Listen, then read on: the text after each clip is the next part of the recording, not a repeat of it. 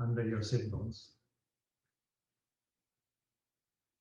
Let's make sure, first of all, that this posture is reasonably correct. By that I mean the posture requires that you take your feet away from each other. And while to start with that is correct, the action is not in the feet. The feet simply respond to what happens at the top of the thigh.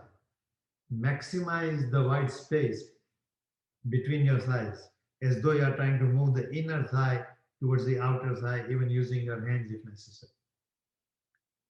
Whatever the thigh is able to create, the feet receive. If you overwork the feet, if you exclusively try to work from the feet, ignoring the top of the thigh, there comes a point where the feet moving away from each other will drop the thigh bone at the top forward in the opposite direction. That doesn't create a release in the pelvis. Take your left hand forward, right hand back. Lift the trunk. With your mind, watch the sensation in the left buttock. What happens as you try to twist to the right? When the buttock grips, stop there, don't go any further. Let go of that grip and twist to the right. Many other things happen. Your right or the left leg will shorten. For a more seasoned yogi, it is the right leg that shortens. For a beginner, maybe the left leg will shorten. Keep the legs long. And then little by little attempt to twist further towards your right foot.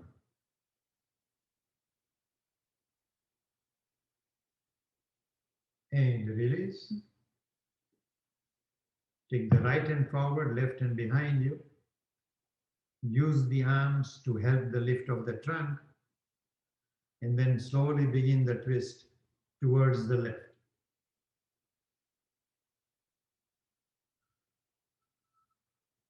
And every time you feel that the buttock is gripping, do not attempt to go further, even if you can with your upper body. Okay? Release that gripping in the buttock first.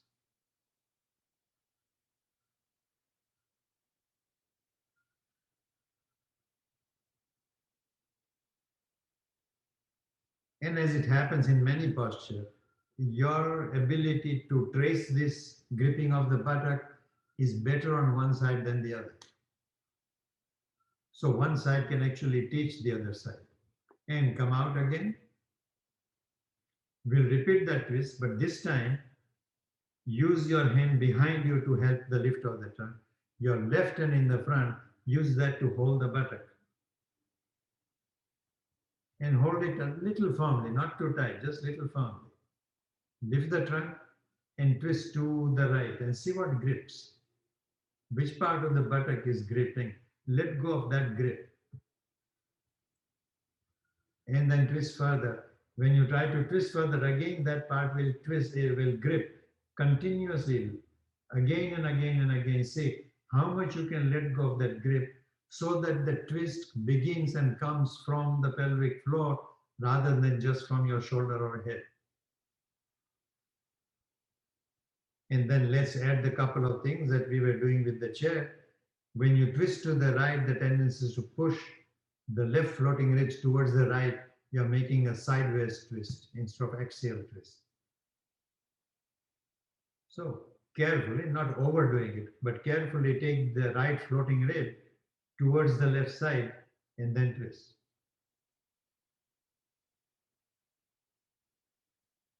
And then see if you can trace your sense of stretch from the center of your top of the sternum to your shoulder. That skin should be equally stretched on both sides. Otherwise, the left shoulder comes around and says, I will help. Don't let the left shoulder come forward like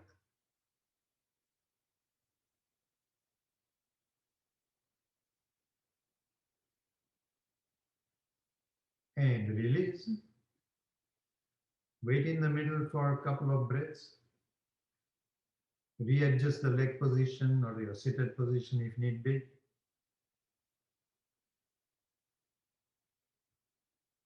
Take the left hand back.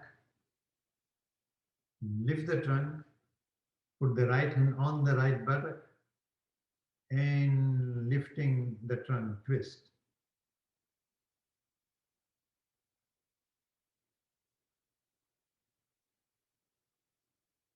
And recognize that, if my tendency is to grip the buttock like this, seated on the floor, perhaps I'm doing the same thing in standing poses.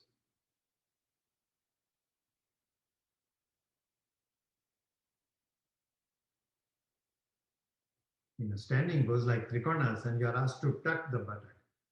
But the tucking action should be such that you don't prevent the twisting from the pelvic floor.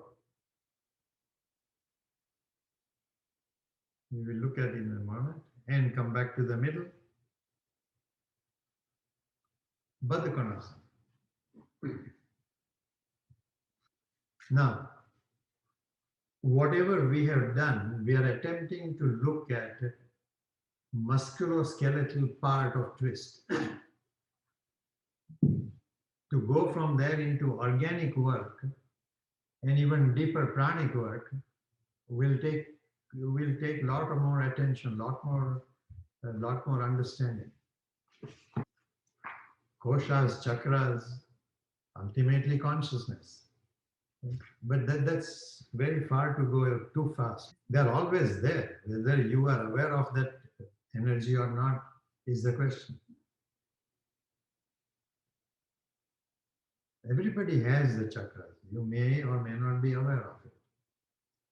And what's the job of, is Mula Bandha related to then being able to sense the chakras? Mula Bandha is the beginning of working with chakras.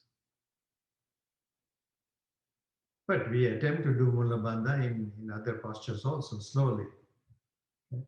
If in doing simple twists like this, I'm gripping the buttock, and then I learn something about Mula Bandha, I will grip it quite unnecessarily. Mula Bandha and Uddiyana Bandha and even Jalandhar Bandha are bandhas that are attempting to contain the energy, not block the energy. Big difference between the two. Bandha means a dam, like you build a dam to build a dam on a river to contain the water. And although the word used in English language is dam, you never dam in the sense of blocking the water. You can't. If you do that, water will eventually overflow and break your dam. But you try and contain that water to some degree. You can never block it.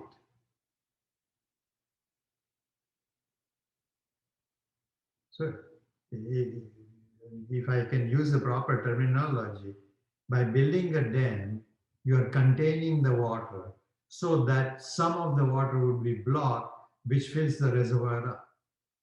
But then you have to let it go out also, slowly. If you completely block it, it will overflow and it will break the dam. So bandha in the body are rather similar. When you make a bandha, it is to contain the energy between that bandha and the next bandha. It is not an attempt to block the energy. You cannot block it, and if you do succeed, you'll get headache.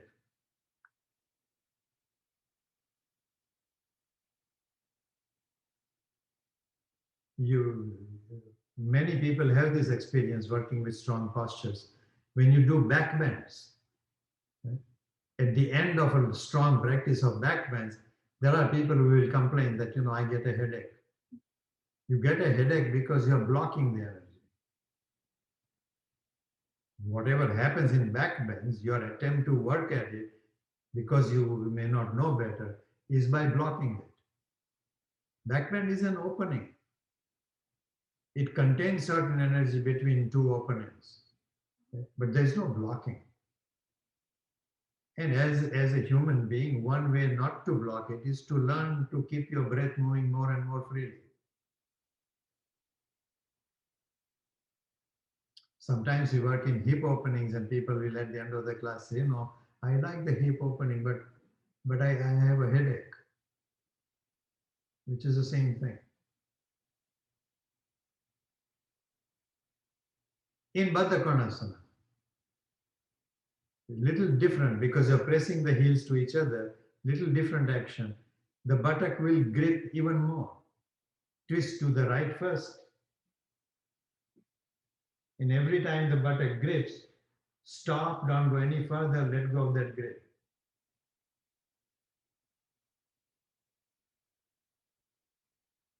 Then lifting the trunk from the pelvic floor, twist to the right, little by little more and more.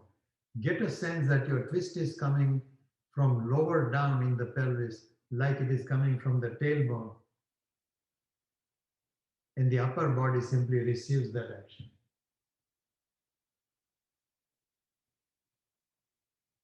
Certainly do not grip the stomach. Do not grip eyes, ears, tongue, throat. And release. Second side. So take the left hand behind you. Lift the trunk. Keeping the heels pressing to each other. Begin the twist to the left. If you find the buttock grip, stop there. Let go of the grip. Sometimes the grip is so strong it goes right into your groin, which in a sense is easier to notice and let go of. Twisting to the right without push and to the left without pushing the left rib cage out to the left. Continue to breathe freely and release. Dandasana.